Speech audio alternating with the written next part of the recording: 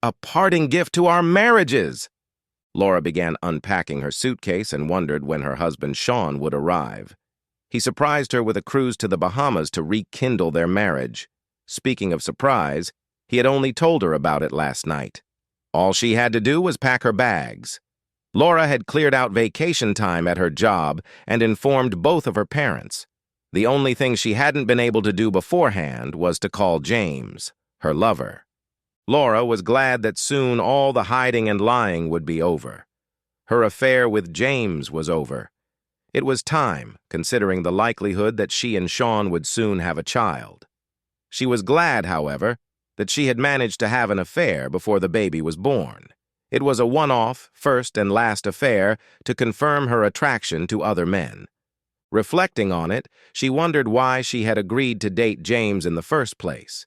He was handsome and charming, and the sex had been arousing at first, but the love hadn't been. At one time, she had believed that there had to be an element of love to justify the need to have a lover. Now she was forced to admit that it was just infatuation. The sex was good, but definitely not worth risking her marriage. Thank goodness they'd been careful. Neither Sean nor James's wife Donna had found out anything. Better to end it now and not tempt fate again. Laura hoped that Sean had been truthful when he'd said he was ready to have children after the cruise. Having children was one reason, though not the main one, for getting married. She wanted to be a mother so badly. Mentally, she remodeled the guest room twice, once for a boy and once for a girl. The best part of her life was about to begin. She was so happy. The sound of the key coming through the door sent a flutter through Laura's heart.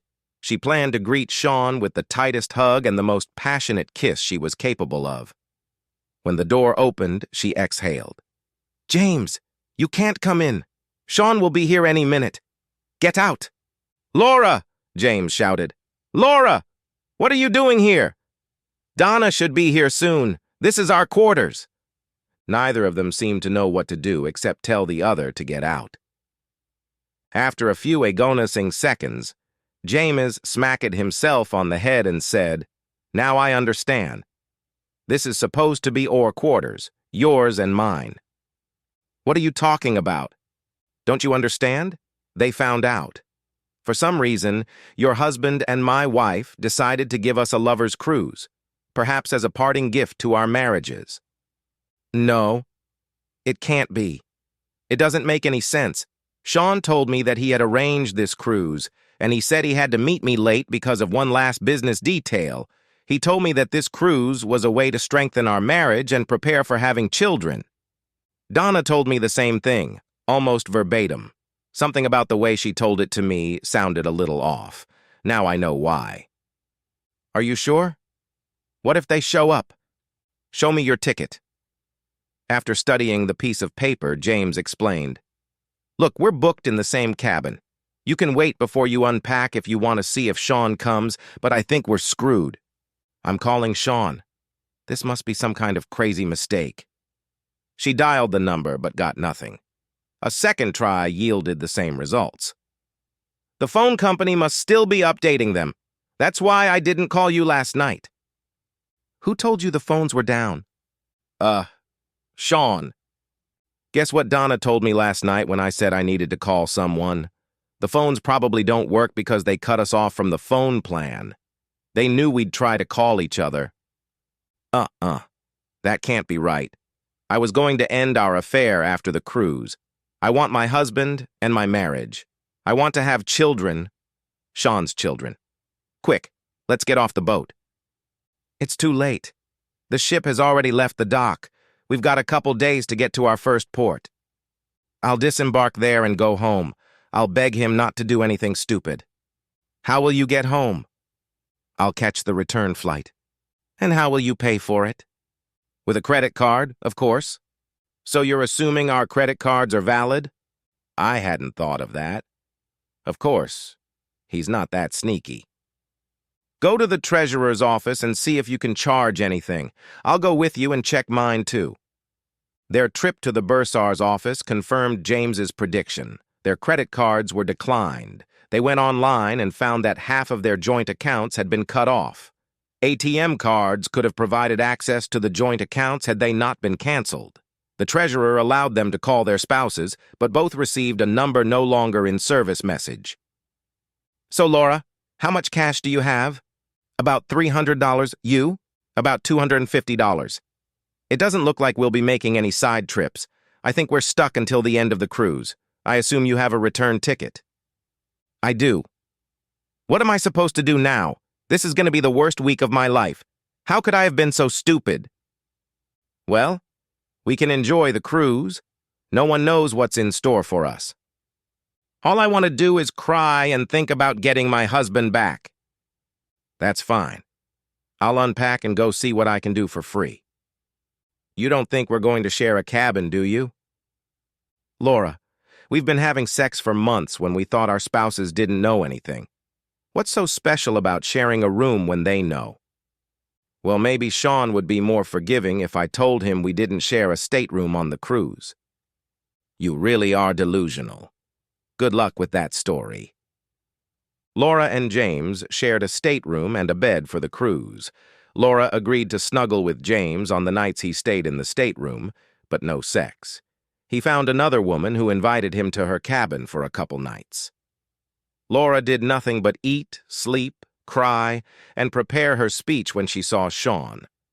She expressed optimism about Sean's forgiveness. James rolled his eyes instead of laughing at her naivete. Their luggage was taken by bus to the airport.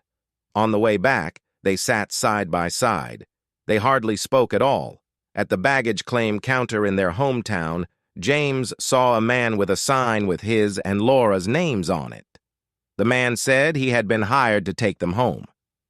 Once James and Laura got into the car, the chauffeur handed each of them an envelope. "You've been served." "I thought you were the driver." "That too. I was paid to drive you around and serve you. You must read the letters from your spouses. I'll take you both to 1353 Westwood Avenue." "That's my house," James said. "What about the lady?" "I was told to take you both there. The answer may be in the letter." In each envelope was a letter with separate divorce petitions. "Laura and James, we hope you both enjoyed the cruise. No. If you think that treating the two of you to a cruise was some kind of sign of affection, drop the idea. I, Sean, bought the cruise tickets before I even found out about your cheating.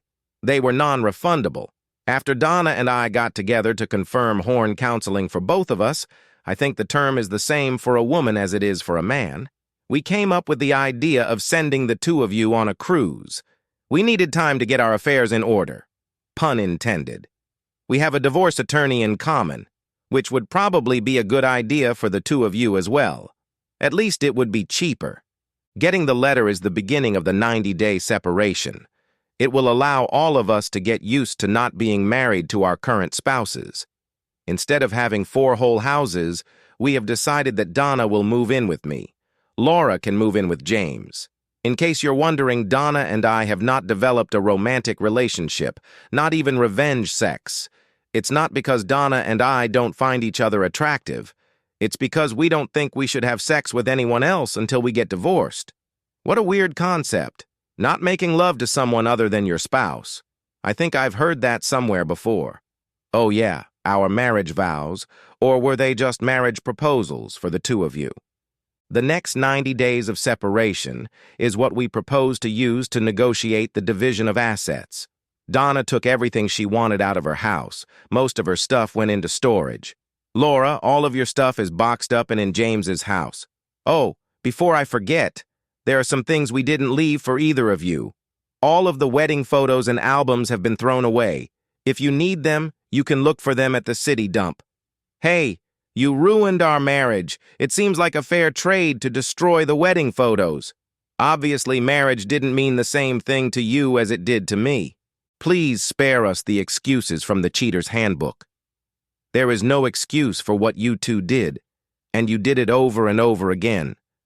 Forget about counseling, at least marriage counseling, unless you both think it will help your future marriage to each other. But there's another thing about whether a cheater who marries a cheating spouse can ever trust their spouse. We know they couldn't, so we don't need marriage counseling. What we really need to talk about is asset allocation.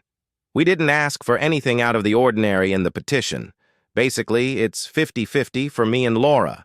Donna has a prenup that prevents James from getting much. I can see that half is unfair, but I can't expect anything better if we go to court. Is it fair for Laura to get half when she committed a crime and I didn't? There must be more serious consequences for the two of you, or you may not feel punished. If you are not punished, you may believe that you will get away with it again, whether you get married or marry other people. What punishment to give you two, Donna and I have been discussing for hours. By the way, James, that 20-year-old scotch you've been saving is great. I'm sorry, but the bottle is now empty. Donna was very creative in her suggestions, however. Most of them were illegal. Here's where we left off. Copies of photos, videos, and recordings of you two in the throes of bliss will be distributed to everyone in our families, schools, churches, neighborhoods, and anyone else we can think of. I hope this has gotten your attention. What we really want to do is reinforce your desire to settle the terms of your divorce as quickly as possible. Some may see our offer as a threat or blackmail. We see it as an incentive. We have also discussed whether to sue the company you both work for. They don't have a fraternization policy, and we have no proof that your dating took place in the office or while you were working. Too bad, we could use the money. I think you're lucky in that regard. Communication. All future communication should be done through our attorneys. We both have new phone numbers that only our attorneys know. Our attorney's contact information is listed below. We suggest 1 to 2 meetings where we will try to iron out any differences. There are things like insurance, real estate, loans, mortgages, child support, etc., that may be transactions that we exchange rather than split in half. These sessions will be for asset calculation only. We do not expect excuses, apologies, explanations, or requests for forgiveness or advice. Donna and Sean, Laura cried. The loss of her husband and the loss of his future children was tormenting her heart from the inside out. James tried to comfort her. His depression didn't go away until he saw his house. Boxes and boxes of Laura's belongings filled his living room. All the pictures of Donna were gone, as were most of her belongings. The first time he really realized it was real. His wife was gone, and he was stuck with a woman he was only interested in when they were in bed.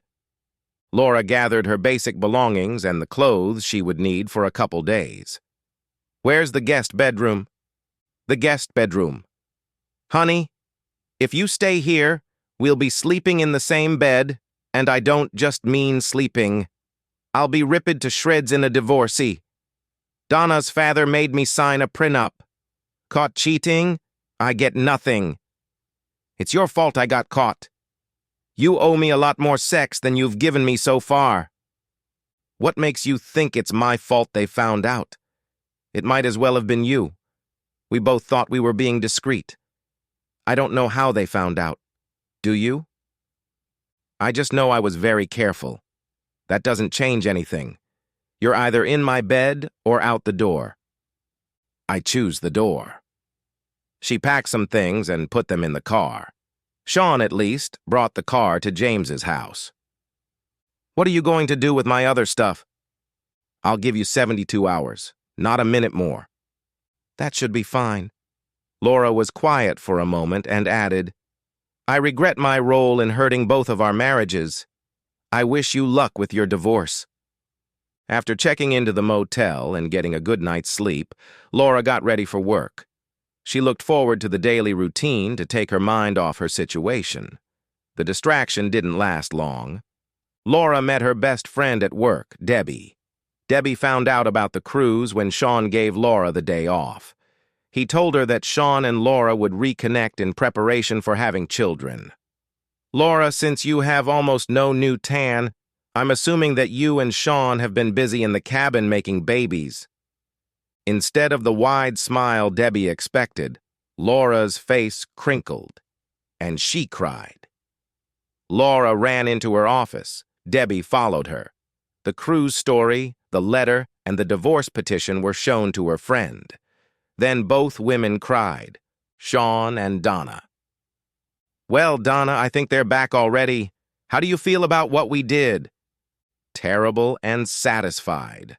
I hate to put an end to my marriage, but I love that we didn't let them get away with it. I guess our marriages meant nothing to them. I feel like I've been fooled my entire married life." "Well, probably not that long. For all we know, they've only been together a few months." "Sean, do you think their desire to cheat started just a few months ago? I think their undying love for us started dying a few months after the honeymoon. If not, what happened that suddenly caused them to cheat?" "I understand your point of view. I still can't understand why she did it in the first place. I had no idea she was anything other than a devoted wife and a woman willing to have children with me. Thank God I caught her before we had kids. It would have been a real mess to get a divorce when a child was involved. Do you think James will fight the divorce or not?" "If I put up a prenup, he'll probably contest it. Otherwise, he'll get almost nothing. He only brought about $10,000 or so into the marriage. Do you think pictures of them going in and out of a motel room would be enough to prove adultery? On the one hand, I really wish we had video of them actually having sex. On the other hand, I think a video of them would burn my brain. The pictures probably wouldn't be enough evidence, at least on their own. I need Laura to testify for it to be a sure shot." "I don't know. It sounds weird, but Laura has pretty high moral standards except for cheating on her husband. She could cheat on me, but she could also tell the truth about the affair." "Can you talk to her for me?" "Maybe. Let's play it by ear for now. You handle your divorce and I'll handle mine. As far as I'm concerned, there's no rush."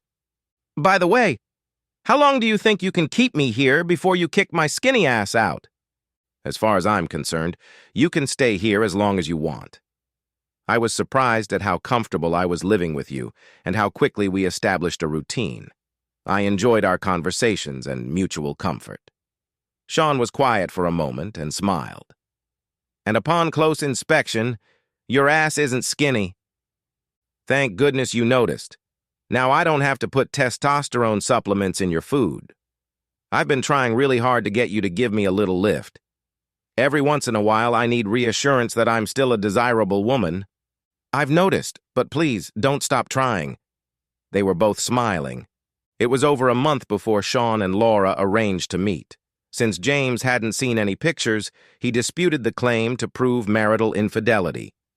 Donna's divorce would take longer. Each of Sean and Laura's attorneys came with a list of items to negotiate. Laura's attorney was allowed to go first. "My client is asking that all checks and savings be divided equally between her and her husband. She proposes to keep the car and the loan to her. His name should be dropped from the title. In return, she offers to remove her name from the title of his car, and he will take the loan.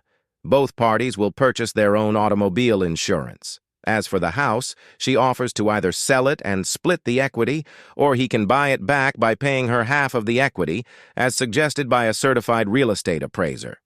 She would be excluded from the contract if he retains ownership." Sean's attorney responded, "We have no problem with those terms. Her husband has decided to sell the house. He will put it on the market within 90 days. What else does she want?" Laura's lawyer spoke up. "My client will only agree to your terms if your client speaks to her privately for an hour." "No," Sean spoke. "Then my client asks that 12 counseling sessions be required. If your client refuses to participate, we will petition for $3,000 a month in alimony and loss of equity in the home. You know we can get both with the right judge."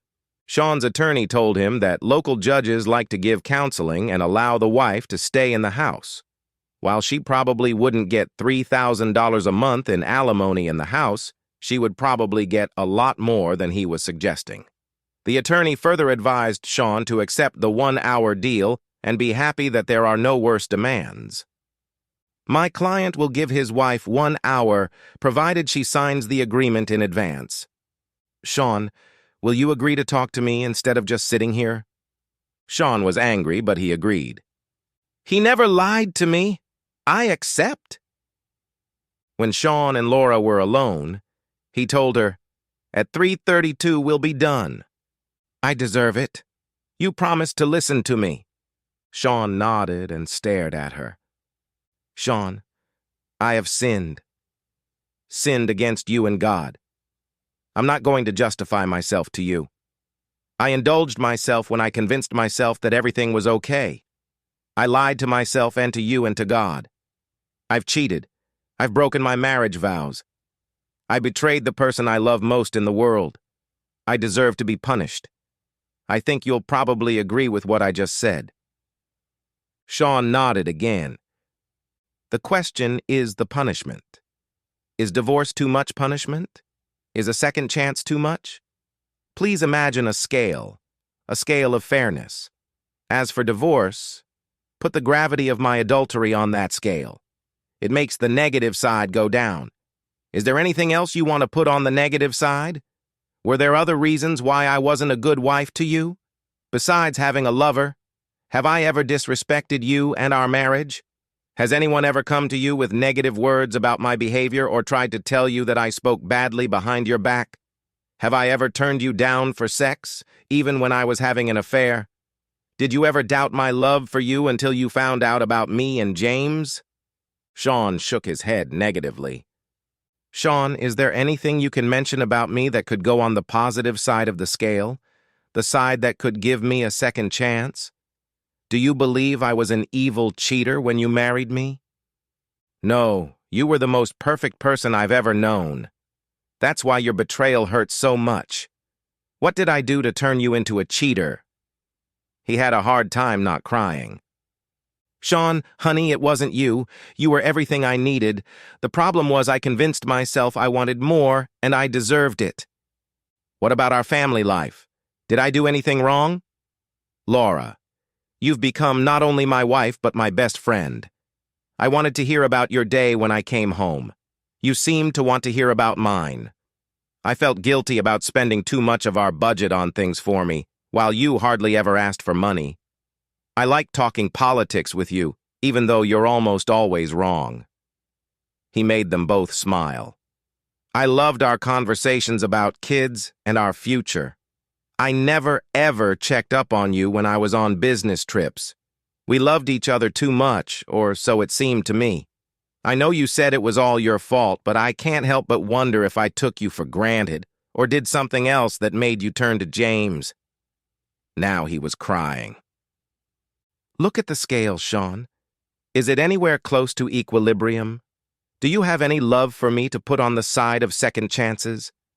I know it's hard to believe any promises I make after breaking our marriage vows, but I swear on the lives of our unborn children that I will never betray you again.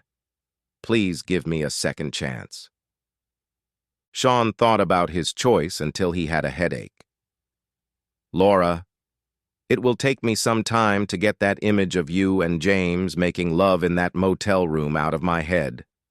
I'll agree to have my attorney hold the divorce papers we just signed on one condition. If you agree to testify against James in Donna's divorce. What will I testify about? James challenged the photos of you and him leaving the motel room as evidence that you had sex with him. Legally, he's probably right. You would have testified that you had sex with him. So you lied when you said you had a video of us having sex.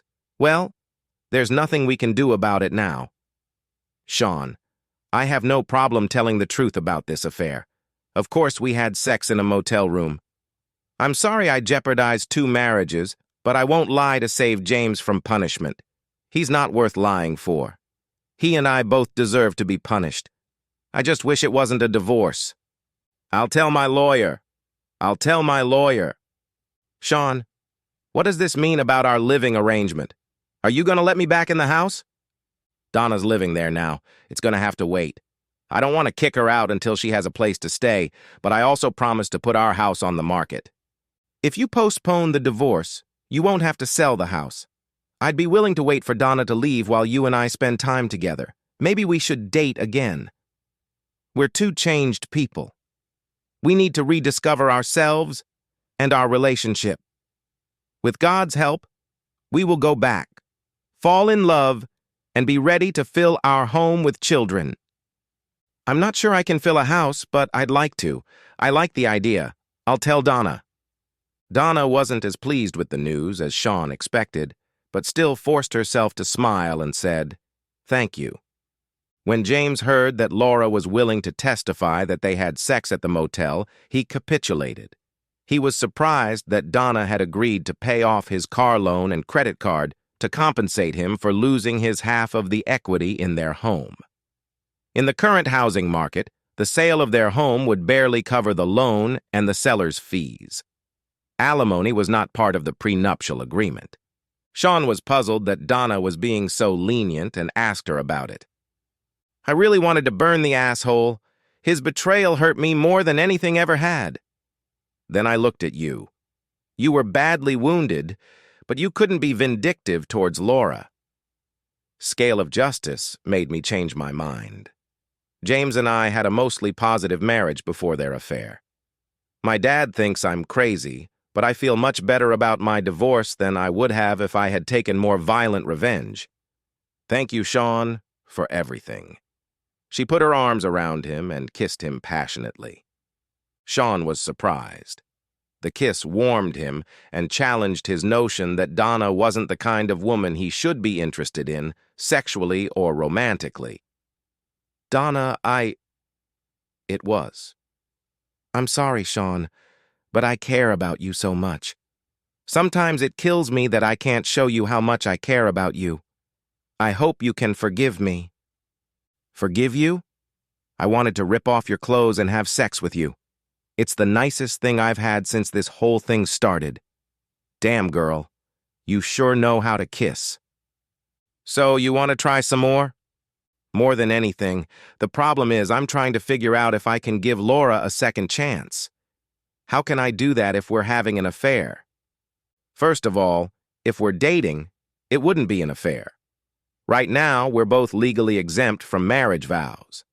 Second, who says you can't give me the first chance at the same time you give Laura the second?" Sean's logic and libido competed for control of his body parts.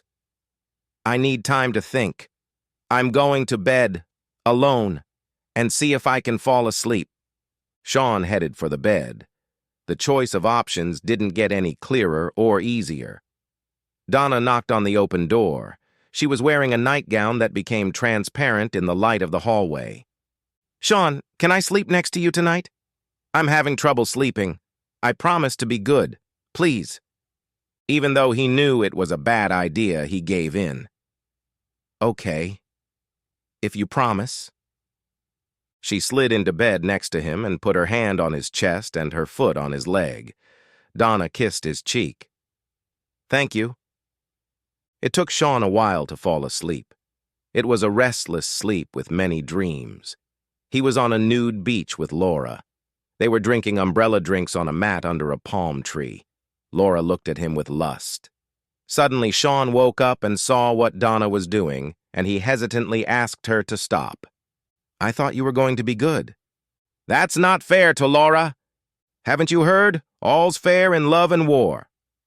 "Donna, what am I going to do with you?" James relented and stepped back. He was sent a copy of the divorce decree. There was no further contact with him. Cian had an active social schedule. He enjoyed meeting Laura and began to remember what attracted him to her in the first place. She didn't pressure him, but made it clear that she was willing to regain his trust in any way she could. Donna had no intention of moving, even though James had left the house he shared with her. Sean told Donna that they needed to talk. "Donna, I am extraordinarily happy. I have a beautiful, intelligent, caring woman living with me who has given me the best life I have ever had. I have also reacquainted myself with the woman who was the love of my life for many years. She hurt me and I have a hard time trusting her. I've rekindled enough feelings for her to wonder if I'm giving you an unfair advantage when you live here and we have sex. There's a vacant house. Why aren't you going back?" "I'm not going back home because as far as I'm concerned, this is my home. I want to be with you." Where you and I are together, that's home. If you think I have an unfair advantage by living here, good for me. I'm fighting for the man I love. I don't understand why you would want a woman who betrayed you when you have a woman who has never cheated on you and never will. I don't want to demean your sense of justice. As much as I hate the idea, I'll move out. I plan to win Laura away from your love, regardless of our living situation. I trust your judgment. Even though you haven't said it, you love me, Sean. I know you do. I'll wait, but I plan on us getting married and having kids. Now let's go to bed for one more night, and I hope you're not going to sleep. Months went by. Laura felt better, especially after learning that Donna had moved out. She was disappointed that Sean had never met her at their old house. Now they hugged and kissed, but there was no sex. She hoped he remembered their time in bed. Most of their time together had been spent reliving good memories of their courtship and marriage. They never discussed her affair. There was a 2-week break before Sean and Laura met again. Laura was sure he was going to announce his decision. She felt she had reason to be optimistic.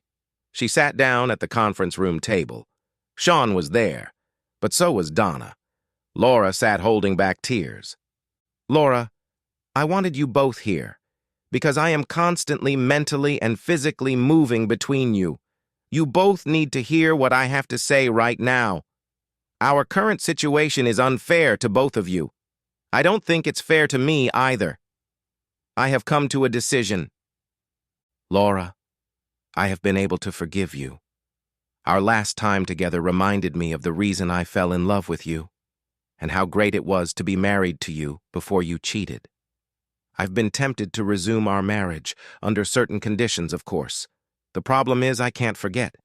While I myself may be willing to risk you remaining my wife, I can't risk the mother of my children being unreliable. As bad as it would be for us without children involved, it makes me physically sick to my stomach to think of what would happen if we had children. Actually, Laura, I made that decision a couple months ago. I've been working on a new divorce agreement ever since. Laura, because of the wonderful years you gave me for most of our marriage, I want to give you a chance to support yourself so you can prepare for how to move on with your life. I have no doubt that you will find a man willing to take the risk and give him children. I have sent your attorney new settlement terms that are much more favorable to you than the previous ones. I wish you the best, Laura. I really do. Sean and Donna got up to leave. Sean, can't you? Her ability to speak left her when she saw the slight bulge of Donna's belly. She knew she had lost what she wanted most. The end. Subscribe to my channel. Thank you.